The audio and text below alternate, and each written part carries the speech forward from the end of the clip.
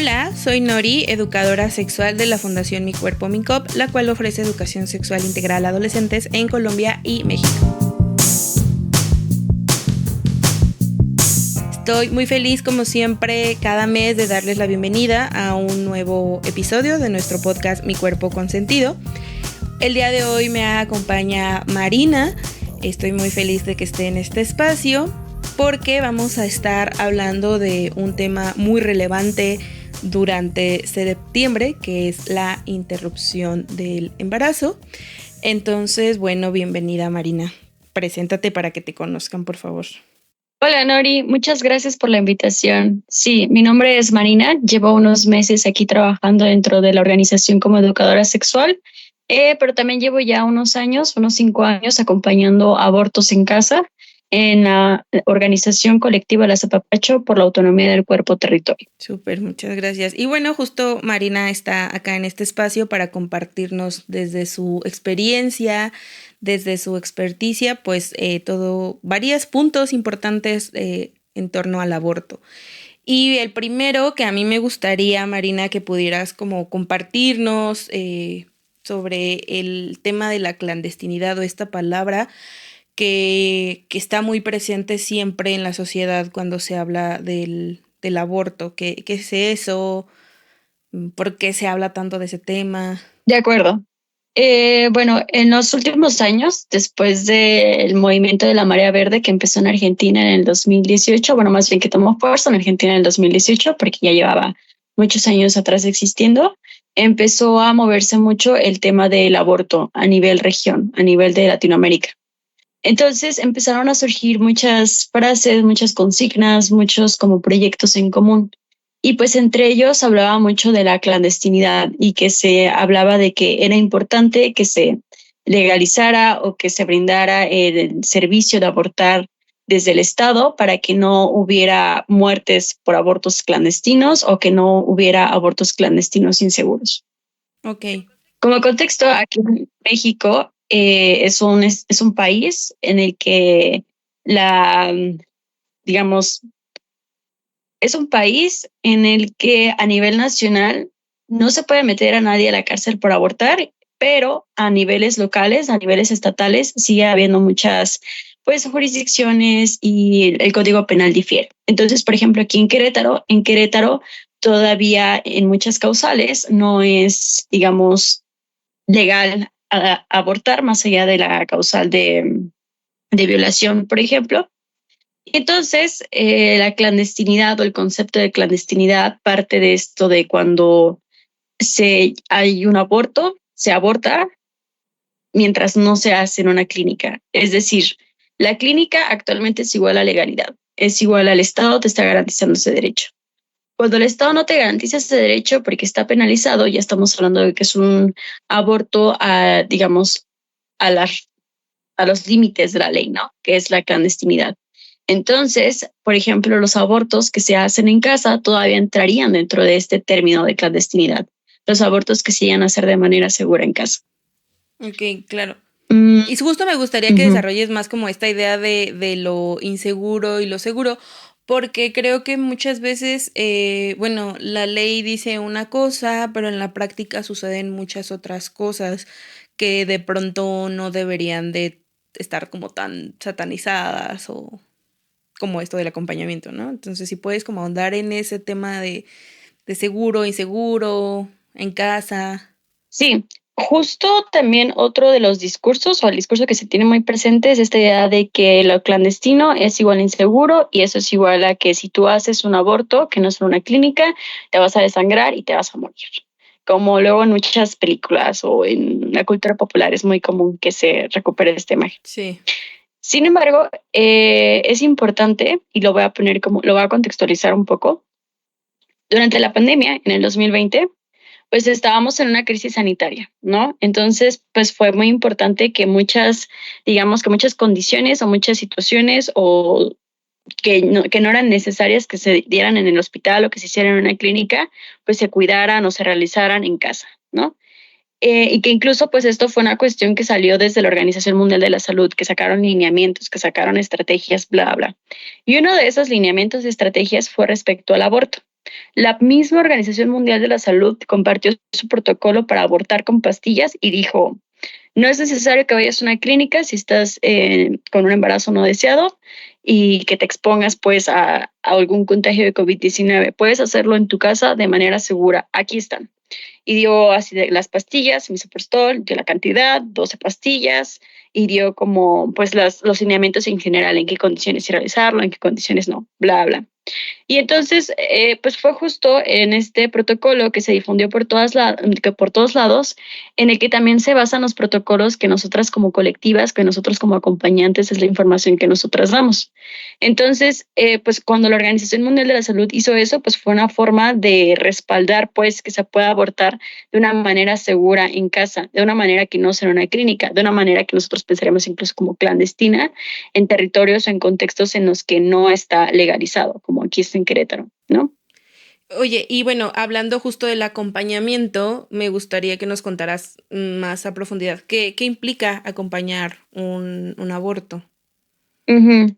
Acompañar un aborto, pues son varias cosas, ¿no? Primero, nosotras también nos capacitamos en el tema.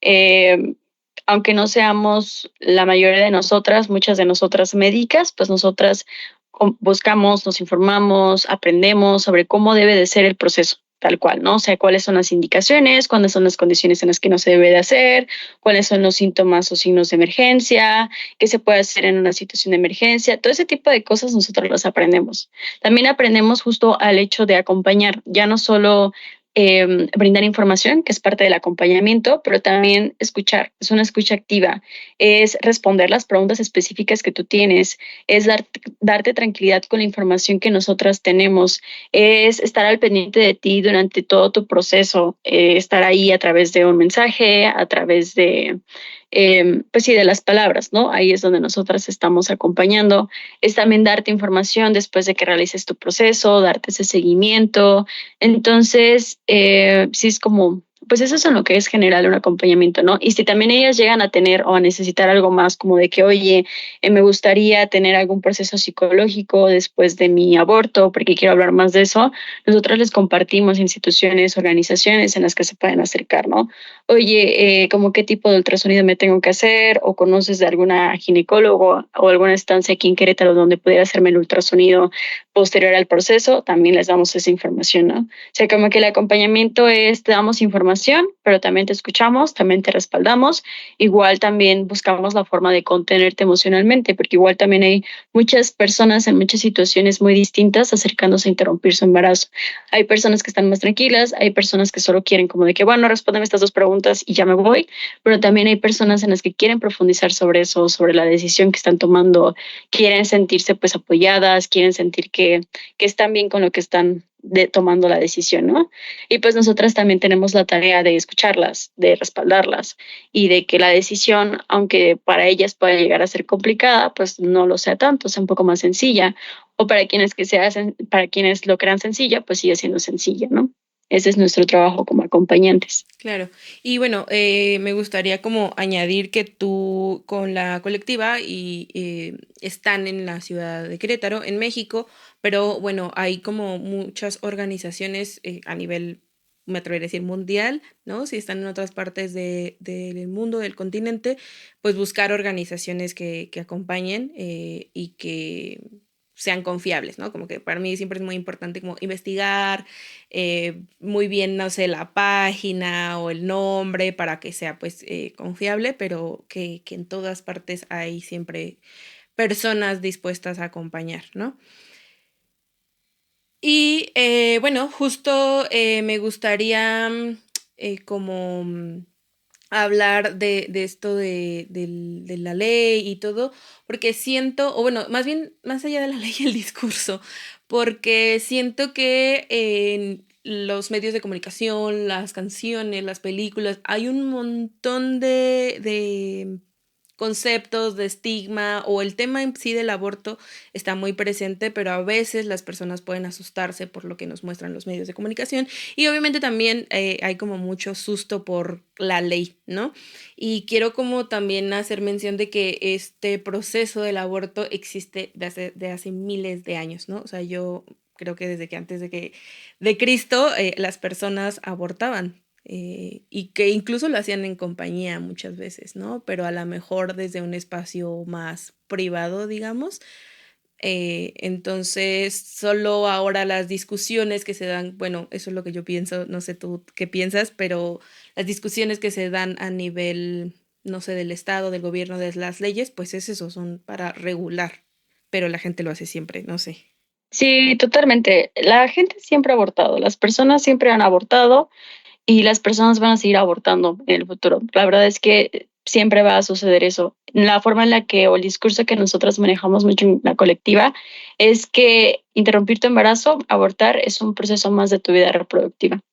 Así como embarazarte es un proceso más de tu vida reproductiva, pero que te puedas embarazar o que te hayas embarazado no significa que tengas que continuar con ese embarazo, ¿no? Si no es deseado o si no están las condiciones para realizarlo. Pero sí, justamente, pues a nivel nacional, a nivel regional, pues sí es ahorita un tema que está muy en boga, ¿no? De discutir y de cómo se va a regular y bla, bla, bla, bla. Pero también otro de las tareas que como organización nosotras hacemos es justo trabajar por la desestigmatización. Es decir, cuando pensemos en aborto, no pensar como en esta idea de un gancho, Ujú. ¿no? Que durante muchísimo tiempo se ha popularizado o que incluso en las marchas que nosotras vemos del 28S, que se dan por la acción global a favor del aborto, hay personas que todavía llevan sus ganchos o cosas así, ¿no? Como referenciando que un aborto que no se hace en clínicas es un aborto con ganchos, cuando en realidad un aborto que no se hace en clínicas es un aborto que se hace con pastillas de una manera muy segura. Entonces, como que es muy importante para nosotras y en general creo que es importante para el futuro y para que se siga o se empiece a garantizar este derecho, que es un derecho humano, pues empezar a pensar realmente como, ¿qué es el aborto? ¿Qué pensamos nosotros al pensar en aborto, no? Sí, y que es un derecho humano, ¿no? Y que el hecho de que sea un derecho no significa que tienes que hacerlo, que creo que eso ahí a las personas luego en el discurso, sin profundizar mucho en sus palabras, o en las discusiones, pues como que dicen, no, es que si es un derecho, entonces ya todo el mundo va a ir a hacerlo. Y es como, bueno, repito, hace siglos las personas lo vienen haciendo y el derecho está simplemente para que el Estado garantice esos servicios, ¿no? Como que haya este acceso, pero no significa que tienes la obligación de hacerlo por lo menos una vez en tu vida o qué sé yo, ¿no? Y que siempre me parece que es importante recalcar esto, que es un derecho humano. Sí, totalmente. Creo que muchas personas se les olvida o piensan que al ser un derecho se convierte en una obligación y que ellos van a abortar o que ellos van no sé, acompañar el aborto de una persona, cuando en realidad pues no tiene nada que ver con ellos, ¿no? Es decir, pues cada persona, como podemos tener, cada persona gestante tiene la capacidad de embarazarse, también puede tener la capacidad o el deseo de no continuar con ese embarazo. Es como lo más obvio, simplemente garantizar la opción y que aunque el Estado no la garantice, pues al final siempre van a buscarse alternativas. Siempre va a haber organizaciones colectivas que tengan esta información y que la compartan y que acompañen estos procesos, ¿no? Y la realidad es que todavía nos queda mucho trabajo por hacer. A veces creo que como acompañantes nosotros pensamos como de que no, pues ya vamos adelante, ya se está trabajando más el tema del aborto y se está viendo de una manera más amigable, pero la realidad es que aún hay mucho, mucho miedo. Hace poquito estuve acompañando a una persona que igual nosotros, por ejemplo, el medicamento para abortar, que es el misoprostol, es un medicamento que se puede conseguir en cualquier farmacia. No es un medicamento que por ley te deban de pedir alguna receta ni nada de eso, ¿no? Pero, por ejemplo, me enteré, por ejemplo, que esta chica, como que al no tener esta información, ella lo buscó así de que en Facebook en general el medicamento y que pues encontró el medicamento, pero se lo vendían muy caro y aparte no se lo vendían completo, no se lo vendían las 28 pastillas, sino que le vendían 8 nada más. O sea, como ese tipo de cosas que nosotros pensamos que ya de alguna manera ya está más normalizado el aborto y entonces va a estar más normalizado incluso cómo conseguir unas pastillas. Y sin embargo, no, en la práctica hay muchas personas todavía que tienen este miedo, que piensan que necesitan hacerlo muy por debajo y ni siquiera mencionarlo y que tienen mucho miedo incluso de las consecuencias legales. O sea, Ujú. como que al final nosotros como acompañantes tenemos ya luego toda esta información y o sea, como toda esta experiencia, Ujú. pero nos damos cuenta de que aún falta mucho por hacer. Y esto pues fue a nivel local, ¿no? Aquí en Querétaro, pero en realidad pues a nivel nacional y en región hay muchas cosas por hacer Ujú. para que justo se quite el estigma pues de abortar en casa y que se tenga toda la información natural para poder decidir abortar en casa o ir a una clínica o lo que sea, pero tener la información, que Claro, uno pueda decidir esa información. y podríamos hablar de aborto y podríamos hablar de cualquier otra cosa y la gente, siempre va a haber gente que se esté aprovechando para lucrar de estos, digamos, de esta falta de acceso a lo mejor a las pastillas, al servicio. Habrá quienes se aprovechen de eso para lucrar, ¿no? Y para sacar un beneficio propio. Y que eso también es como muy grave y que a lo mejor se iría borrando si vamos quitando este estigma. No sé. Yo, antes de ir cerrando este tema, hay algo que me parece muy importante mencionar, porque luego las personas, cuando hablamos de aborto, incluso de derechos, de todo esto, sigue como metiéndose esta idea del aborto espontáneo. Y a mí siempre me gusta como hacer una gran diferencia cuando hablamos del aborto, en que una cosa es el aborto espontáneo y otra cosa es la interrupción del embarazo, ¿no? Porque creo que ahí en el aborto espontáneo también hay otro tipo de estigmas, otro tipo de imaginarios en la sociedad que pues también hacen mucho daño, no solo al aborto espontáneo, sino también a la interrupción del embarazo. ¿O tú qué opinas de eso? Sí, totalmente. Igual como que quisiera añadir a lo que decías sobre, sobre lucrar, que hay muchas personas que lucran con el miedo, realmente. Ujú. Pero sí, lo que dices es que es una cosa bien distinta. Pues en el aborto espontáneo estamos hablando de un proceso en el que al final la persona que está embarazada realmente no tiene pues un poder de decisión sobre lo que está sucediendo en su cuerpo, ¿no? Sobre el proceso que su cuerpo está atravesando. Cuando hablamos ya de una interrupción voluntaria del embarazo, cuando estamos hablando ya del aborto voluntario, pues entonces estamos hablando de personas que están pudiendo decidir o que están, pues sí, están queriendo o están decidiendo por las razones que sea no continuar con ese embarazo. Entonces hay un cierto control y hay cierto poder sobre el cuerpo. Y al final, pues sí son procesos y son bien, luchas bien distintas, porque también vivir o atravesar un aborto espontáneo, pues en la sociedad en la que vivimos, sigue siendo un tema muy tabú, sigue siendo un Ujú. tema del que no se habla y la verdad es que para las personas que lo atraviesan, pues sigue siendo o es en realidad un proceso muy doloroso, ¿no? Y sí son procesos muy distintos a abortar en casa, ¿no? Cuando al final tú ya estás tomando alguna decisión al respecto y sobre tu cuerpo. Son procesos pues distintos y sí es importante que como sociedad los veamos como de manera distinta, ¿no?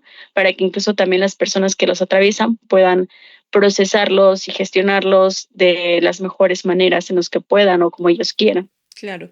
Y bueno, pues ya llegamos al fin de esto. A mí como última invitación para quienes nos están escuchando, bueno, penúltima porque al final les voy a invitar a nuestras redes sociales, pero me gustaría invitarles siempre a buscar información confiable. Ahí Marina tiró el dato de que hay un manual de la OMS, de que hay organizaciones que acompañan. Entonces es importante saber que, bueno, sí, Internet y muchos medios nos ofrecen mucha información valiosa, pero también hay que tener cuidado dónde buscarla, con quién buscarla, justo para no terminar como con desinformación o con personas que quieran aprovecharse para lucrar y demás, ¿no?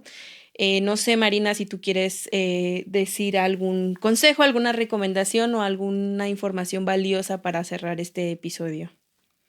Creo que lo que yo diría es que la única persona que puede decidir si continúas o no un embarazo no deseado eres tú. O sea, es la persona que está embarazada, pues, ¿no? Entonces, hay muchas maneras, hay muchas opciones. Si no se quiere continuar con ese embarazo y una de las principales opciones que hay ahorita, pues justo somos todas estas colectivas que acompañan estos procesos de aborto. Y más allá de cómo es el contexto en tu localidad, en tu estado, en tu país, es importante que pues busques como estos espacios porque hay opciones ahí, hay opciones en las que puedes interrumpir tu embarazo, aunque sea como lo que se llama de manera clandestina, pero que en realidad sí es clandestina porque es al margen de la ley, pero es segura, ¿no? Siguiendo toda esta información, siguiendo los protocolos y manuales que existen. Y pues que sí, yo los invito a revisar a la página de Colectiva La Zapapacho por la autonomía del cuerpo territorio. Ahí tenemos muchas publicaciones en las que damos recomendaciones para el proceso, hablamos sobre abortar como términos en un término de ilegalidad, pero que es seguro. Hablamos, pues sí, también de muchas cosas, ¿no? De como muchas cosas que pueden ayudarte a ti si estás atravesando en este momento por un embarazo no deseado y que creo que te pueden dar más calma, te pueden dar más seguridad y te puedes sentir más respaldada, que es el objetivo final pues, de nuestro acompañamiento. Súper, muchas gracias Marina. Y bueno, también muchas gracias a quienes nos están escuchando. Y como siempre, no se olviden de activar las notificaciones para que no se pierdan ningún episodio mensual. Igual, ya saben que cada fin de mes sale un episodio, entonces para que estén pendientes siempre con personas invitadas nuevas, con nuevas temáticas. Y tampoco se olviden de seguirnos en nuestras redes sociales. Estamos en Facebook, en Instagram, en TikTok y tenemos una página web que la pueden encontrar como micuerpomk.com, donde también hay un montón de material. Entonces, pues muchas gracias por escucharnos y nos escuchamos a la próxima. Gracias, Marina. No, gracias a ti, Nori, por la invitación y a quienes nos están escuchando. Gracias.